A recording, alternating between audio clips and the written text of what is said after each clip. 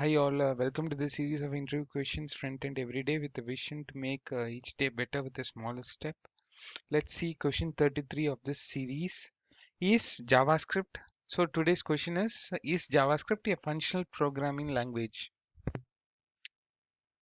Okay, this is the question. So what is first, let us understand what is a functional programming language.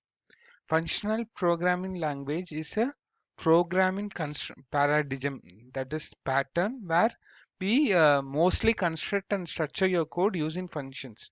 So we don't use classes, okay? We construct and structure your code mostly using functions. That too pure functions, okay, which takes in which the output is based only on the input, and those functions does not have any side effects like it does not change any external state. Okay um, okay so you have to understand it is not just functions, it is pure functions. And in this pattern, in this programming paradigm, we mostly construct and structure your code using functions, only functions, okay, and not using classes. Okay. Okay, this is the main thing you have to understand. And function programming is based on mathematical functions, because all these mathematical functions are pure functions where the input depends only on the output and it does not change anything on the outside. Okay, on the external, maybe it may be a global variable or a database state, nothing it changes.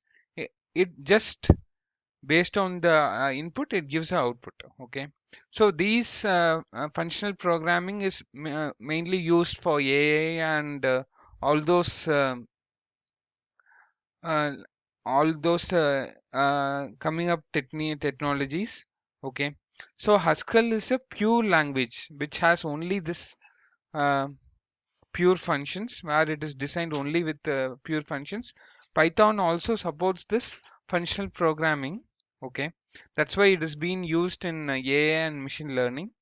Okay, now if we take in case of JavaScript, it supports functional programming, but it is not purely functional programming. We can't say it is a pure functional programming. It supports, like Python, it also supports functional programming.